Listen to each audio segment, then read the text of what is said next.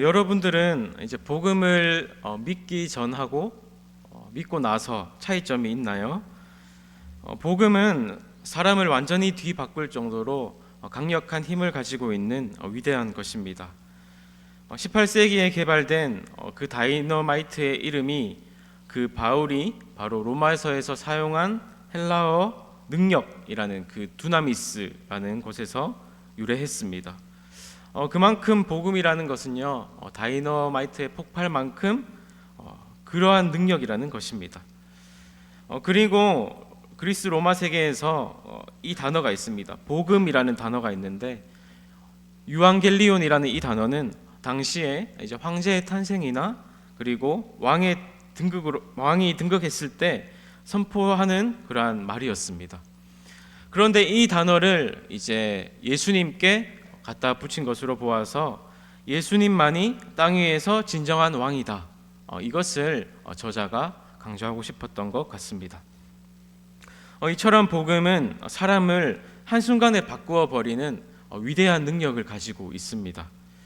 우리가 신약 성경책에 보면 잘 아시는 사울이 있습니다. 이 사울은 예수 그리스도를 믿는 자들을 핍박하고 옥에 가두고 어떻게든 한 명이라도 더 못 믿게 하려고 애쓰던 사람이었습니다. 그런데 이 사울이 길을 가다가 예수님을 만나게 되고 그의 삶은 완전히 180도 다른 삶으로 바뀌게 되는 것입니다. 3일 동안 사울은 앞을 보지 못하고 그 기간 동안 많은 회심들을 했던 것 같습니다. 회심을 하게 되고 새로운 사람이 됩니다. 이것이 바로 복음의 힘이라고 말을 할 수가 있습니다. 우리가 각자 그래서 예수님을 나의 구주로 이제 고백하게 된 데에는 사울의 그러한 고백들처럼 각자만의 그러한 회심 경험이 있으실 것입니다. 그러한 회심의 경험들 그리고 또 그 은혜가 있었기 때문에 지금의 이 자리에 있게 되고 또 지금 내가 예수 그리스도를 믿고 있는 것입니다. 저는 목회자 자녀로 자라왔지만 하나님을 제대로 경험한 것은 어릴 때부터가 아니고 군대 제대하고부터였습니다. 학창 시절에 이제 수련회를 가면 이제 뭐 연합 수련회 같은 데 가면 이제 다른 교회들이 다 오고 막 같이 집회 시간에 은혜 받는 시간이 있지 않습니까? 거기서 강사님이 우리 모두 주여 크게 외치고 하나님 이름 크게 부르면 은혜 받을 수 있습니다. 하나님 오늘 만나고 돌아갈 수 있습니다. 우리 다 같이 크게 외칩시다. 이렇게 해서 주여 주여 이렇게 막 고래고래 막 소리 지르면서 나 오늘 만나고 돌아갈 거라고 그렇게 간절하게 목 놓아서 기도했던 적이 있습니다. 그런데 다른 친구들은 다 은혜 받는 것 같은데 저는 그 당시 때 아무리 외쳐도 하나님은 저를 그 당시에는 만나주지 않으셨습니다. 그래서 하나님 만나는 게 대체 어떤 것일까 되게 궁금해했었는데요. 그러다가 군대 제대하고 이제 그때 가장 또 힘든 시기를 보냈을 때 정신적으로 육신적으로 힘들었을 때 집에서 어떤 목사님의 그러한 설교 영상을 틀고 들어보다가 거기서 제가 하나님을 만나게 된 것입니다. 그 설교 끝나고 기도하는 시간 그리고 또 찬양하는 시간이 있었는데 그 시간을 통해서 마음속에 그러한 뜨거운 그 하나님의 위로를 경험하게 되었고 그 힘든 시절이었지만 그 하나님의 뜨거운 위로 때문에 그 모든 순간들을 정말 잘 이겨냈던 것 같습니다. 그 당시 때는 그렇게 은혜가 되었어요. 기도할 때도 눈물이 흐르고 찬양할 때도 가슴이 뜨거워지고 이러한 시간들이 너무 좋아서 매일매일 하나님 앞에 또 그렇게 기도했던 기억이 있습니다. 그래서 그 시절들을 이겨냈던 그러한 기억들이 저에게는 있습니다. 이처럼 복음이라는 것은 우리의 삶을 뒤바꾸기에 충분한 것입니다. 바울은 하나님을 경험하고 나서 많은 그러한 자신의 가진 지식들도 있었고 가진 재물도 있었지만 모든 것을 다 내려놓고 배설물로 여기고 나에게 귀중한 것은 오직 예수다. 그리고 그 십자가만 나는 알기로 작정했다. 이렇게 바울은 다짐하면서 결단했습니다. 바울은 이 귀한 이 복음을 위해서 자기가 택정함을 입었다라고 오늘 말씀은 말을 하고 있습니다. 우리 오늘 읽으셨던 1절 말씀 우리 한번 다시 보겠습니다. 1절입니다. 예수 그리스도의 종 바울은 사도로 부르심을 받아 하나님의 복음을 위하여 특정함을 입었으니, 이 복음을 위해서 바울은 특정함을 입었고, 또 이 복음은 2절에 계속 나오지만 하나님께서 선지자들을 통해서 미리 약속하신 것이다 말을 하고 있습니다. 갑자기 예수 그리스도가 구원하러 오신 것이 아니고 미리 이렇게 약속하시고 오신 것이죠. 우리 3절과 4절도 한번 보겠습니다. 우리 한번 같이 읽어보면 좋겠습니다. 그의 아들에 관하여 말하면 육신으로는 다윗의 혈통에서 나셨고 성결의 영으로는 죽은 자들 가운데서 부활하사 능력으로 하나님의 아들로 선포되셨으니 곧 우리 주 예수 그리스도시니라. 복음이신 예수 그리스도는요, 이제 다윗의 혈통으로 이 땅에 오셨습니다. 영으로는 부활하사 하나님의 아들로 선포되신 분이다 이렇게 말을 하고 있는데요, 우리는 그 죽음을 이기시고 부활하신 그 예수 그리스도, 이 분이 계시기 때문에 우리는 두렵지가 않습니다. 죽음이 우리가 이 땅을 살아가면서 가장 무서운 것이에요. 죽음보다 이 세상에 무서운 것은 없습니다. 암이 걸려서 무서운 것은 죽음이 기다리고 있기 때문에 무서운 것이죠. 그래서 살아가면서 제일 무서운 것은 뭐냐 물어보면 죽음입니다. 그런데 이 죽음을 이기신 분, 이기시고 부활하신 예수 그리스도, 우리가 그분을 알 때 우리도 마찬가지로 죽음을 두려워하지 않게 되고 정말 담대하게 이 땅을 살아갈 수가 있게 되는 것입니다. 우리는 이 예수 그리스도를 바로 나의 왕으로 삼고 또 그 예수 그리스도로부터 부름받은 자이다, 우리도 택정함을 받은 자이다, 이것을 잊어서는 안 될 것입니다. 하지만 우리가 요즘에 살아가는 세상을 보면 진리라는 이 말을 그렇게 좋아하는 것 같지는 않습니다. 사람들은 신이라고 말을 하면 얼마든지 우리가 살아가면서 만들어낼 수 있는 것이 신이다 이렇게 생각을 하고, 또 얼마든지 우리가 생각하기에 따라서 그 신은 달라질 수도 있다, 이렇게 생각하는 것이 요즘 사람들의 생각입니다. 하지만 성경에서는 여전히 예수 그리스도만이 우리의 왕이다 이렇게 말을 하고 있습니다.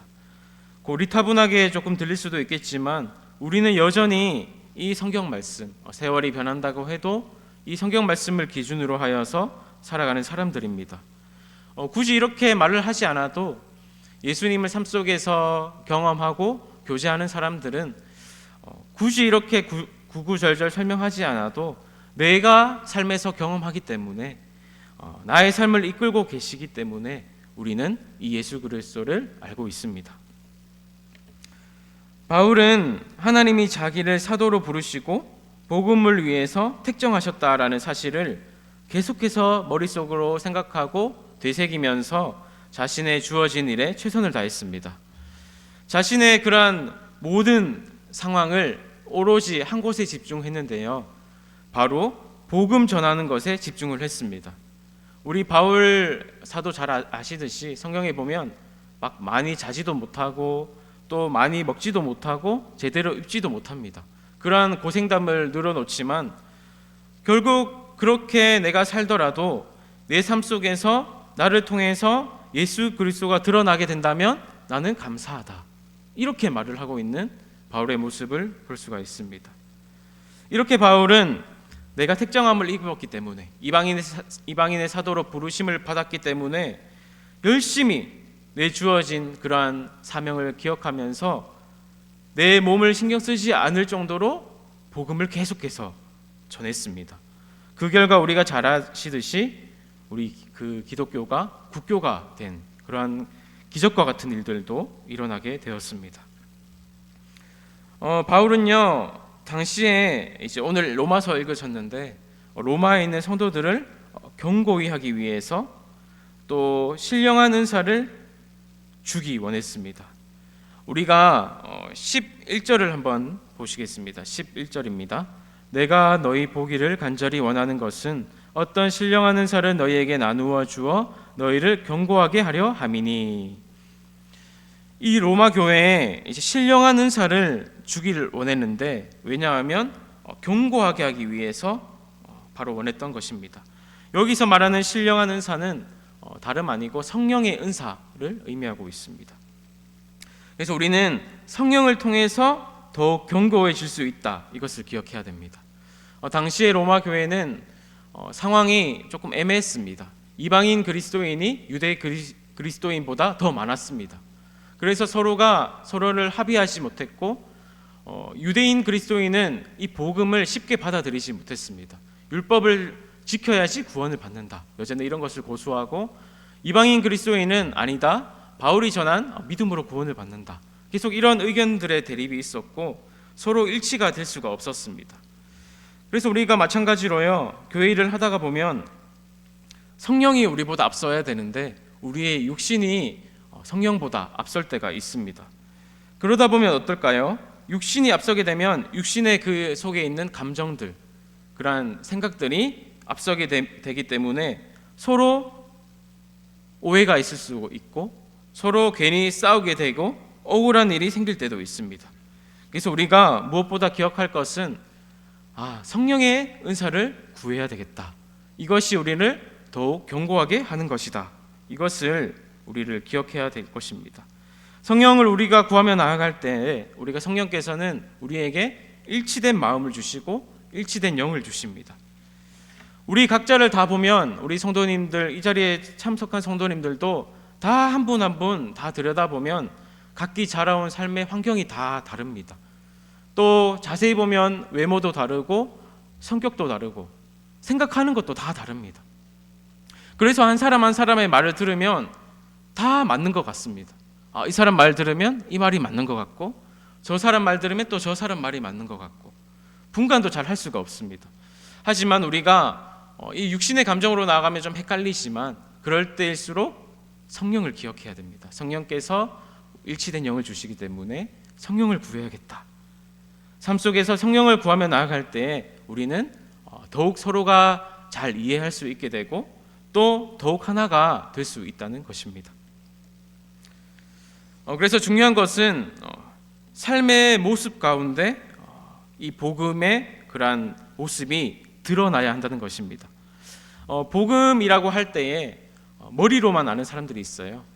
영어로 good news니까 좋은 소식, 예수님이 이 땅에 오셨으니까 좋은 소식이지, 이렇게 생각하는 사람이 있고, 내가 그 좋은 소식을 이 땅에서 실천하겠다, 이렇게 생각하는 사람도 있습니다. 한국에 처음 복음이 들어올 때 선교사들이 복음을 전했던 방법 중에 하나가 있습니다. 무작정 들어와서 예수 믿으세요? 천국에 갑니다. 이렇게 하면은 누가 그것을 선뜻 받아들이겠습니까? 그렇게 하지 않고 우리가 잘 아시겠지만 선교사들은 학교를 통해서 또 병원을 통해서 여성 교육 이런 것을 통해서 선교를 통해서 자연스럽게 우리의 삶에 접근을 하였습니다. 그래서 복음도 이게 삶에 이게 접촉이 돼야지 자연스럽게 말이 나오는 것이지, 갑작스럽게 복음을 좋은 소식 전한다고 해서 우리가 또 알게 되고 또 믿어지는 것은 아닙니다. 우리가 사람을 대할 때도 마찬가지입니다. 우리가 어떤 사람을 무작정 좋은 말이라고 해서 가르치고 훈계하기보다는 먼저 그 사람의 마음이 열리도록 사랑의 마음으로 기다리는 것, 그것이 중요합니다. 무작정 그들에게 말을 하기에 앞서서 저 사람은 저런 성향을 가지고 있으니까 내가 조금 더 기다려줘야겠다, 저 사람은 저런 성격이기 때문에 내가 조금 더 맞춰줘야겠다, 이렇게 해가지고 그들의 마음을 이제 움직일 줄 알고 만질 줄 알아서 자연스럽게 접근하는 것이 지혜로운 방법인 것입니다. 왜냐하면 우리가 왜 이렇게 해야 되냐면 바로 이 복음을 위해서 희생하는 것입니다. 이 복음을 전하기 위해서 우리가 이렇게 희생을 해야 되는데요, 복음의 대상이 누구냐면 바로 세상에 있는 모든 사람들입니다. 우리 그리스도인이 복음을 전해야 할 대상은 모든 사람들이라는 것을 한번 기억해야 되는데요, 14절 한번 또 같이 보겠습니다. 14절입니다. 시작. 헬라인이나 야만인이나 지혜 있는 자나 어리석은 자에게 다 내가 빚진 자라. 바울은 헬라인도 그렇고 야만인, 지혜 있는 자, 어리석은 자, 이 모든 사람에게 다 내가 빚진 자다 이렇게 말을 하고 있습니다. 이것은 바로 복음 앞에서 바울의 겸손한 말투라고 볼 수가 있습니다. 바울은 유대인들에게는 유대인들에게 이렇게 다 맞춰주었고, 또 율법 있는 이들에게는 또 율법 있게 다가갔고, 복음을 전할 수 있다면 모든 이들에게 맞춰주었고, 모든 것을 희생할 수 있던 사람이 바로 바울이었습니다. 그래서 모든 사람에게 있어서 내가 빚진 자 이렇게 표현하고 있습니다. 그리스도인은 복음을 전하는 사람들이기 때문에 우리가 주어진 삶에 있어서 늘 겸손하게 살아가는 사람들이다라는 것을 알아야 합니다. 우리 16절도 한번 보겠습니다. 16절입니다. 내가 복음을 부끄러워하지 아니하노니 이 복음은 모든 믿는 자에게 구원을 주시는 하나님의 능력이 됨이라. 먼저는 유대인에게요 그리고 헬라인에게로다. 복음은 구원을 주시는 하나님의 능력이다 이렇게 말을 하고 있습니다. 믿는 자에게 구원을 주시는 하나님의 능력이다. 믿는 자에게 있어서 복음은 능력이라는 거예요. J.D. 그리어 목사님이 쓴 책 중에 이제 오직 복음이라는 책이 있습니다. 제가 이 책을 보면서 복음에 관한 이제 중요한 문장을 적은 한 부분이 있었거든요. 이 부분을 한번 읽어드리겠습니다. 교회 안에서 복음을 제자리로 되돌려 놓으려면 어떻게 해야 할까? 복음은 우리가 계획한 프로그램보다 중요하다. 복음은 우리의 취향보다 더 중요하다. 복음은 우리가 우선시하는 일보다 더 중요하다. 복음은 우리의 정치보다 중요하다. 이러면서 복음은 우리의 땡땡보다 중요하다. 그러니까 어떤 것을 넣는다 할지라도 복음보다 중요한 것은 없다라는 것입니다. 그래서 복음은 항상 그 무엇보다 더 중요하다. 이거예요. 이것이 핵심입니다.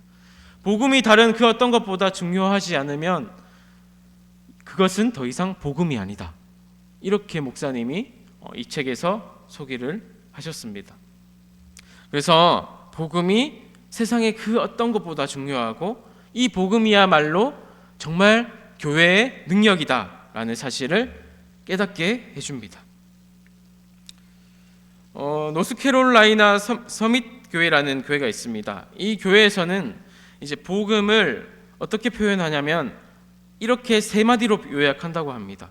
복음이 뭡니까? 이렇게 말하면 세 글자로 나 대신 예수님이 이렇게 말을 한답니다. 나 대신 예수님이. 그래서 우리가 보통 이제 우리를 위해 죽으셨다 이렇게 하는데 여기서 표현할 때는 우리 대신 죽으신 분이 예수님. 이것이 복음입니다. 내 대신. 네. 이렇게 이 교회에서는 복음을 요약하고 있다고 합니다.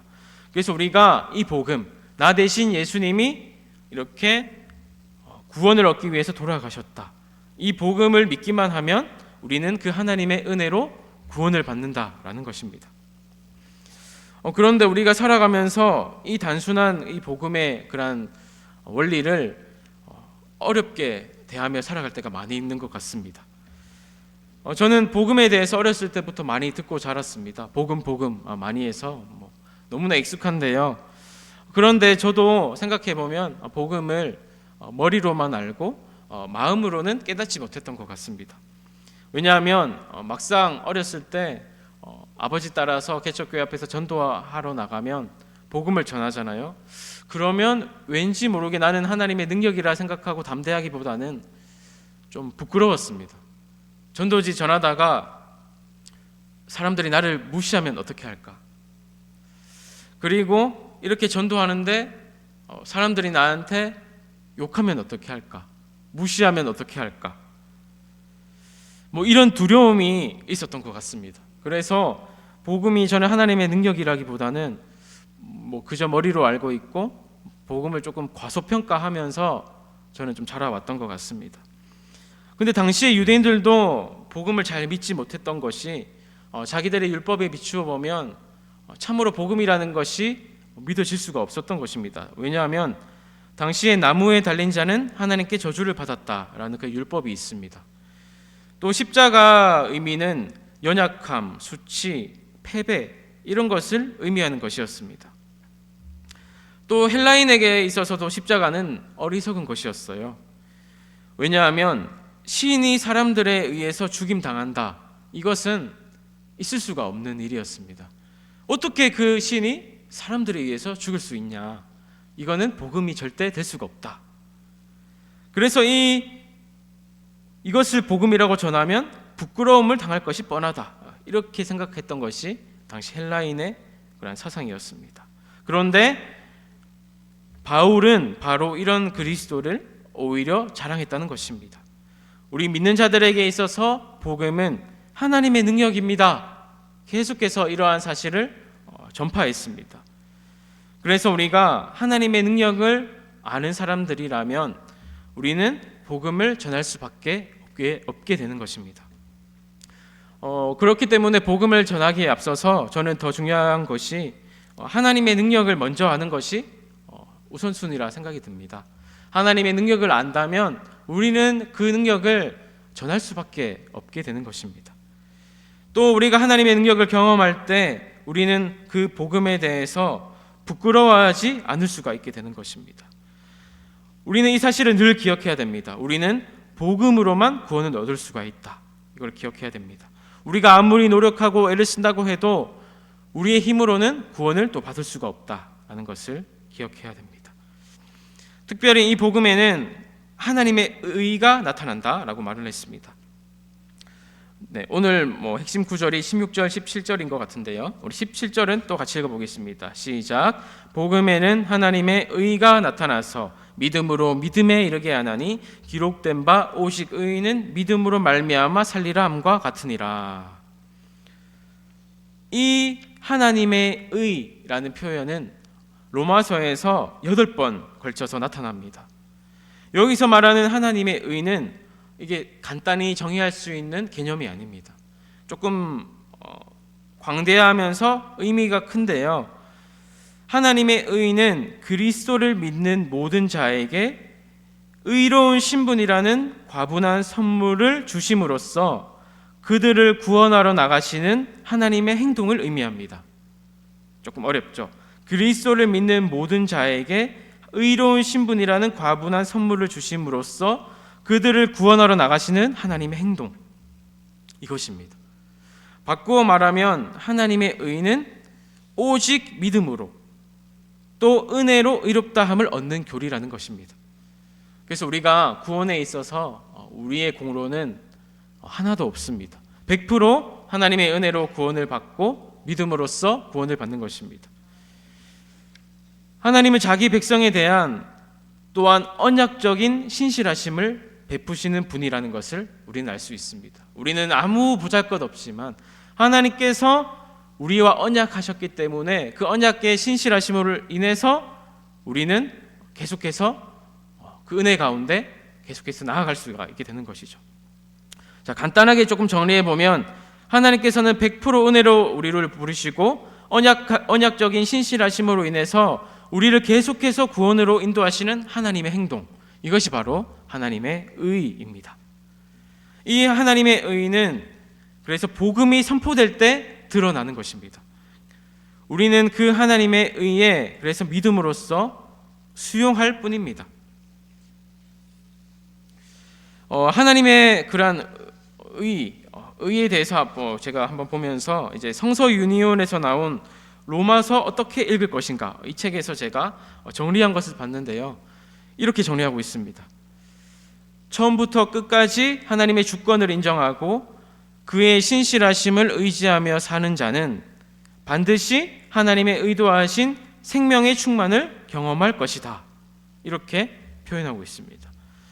그래서 우리가 이 복음의 그러한 능력, 또 하나님의 주권을 인정하면서 우리가 살아가는 사람들에게는 반드시 하나님의 의도하신 생명의 충만을 경험할 수가 있게 된다는 것입니다.